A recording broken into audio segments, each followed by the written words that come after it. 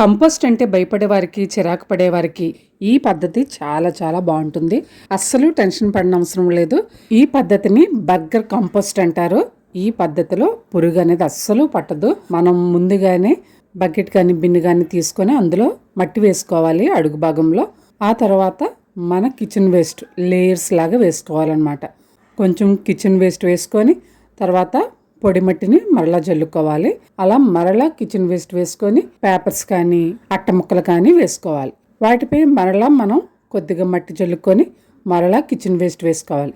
ఇది burger style అన్నమాట. ఈ విధానంలో పురుగు అనేది అస్సలు పట్టదు.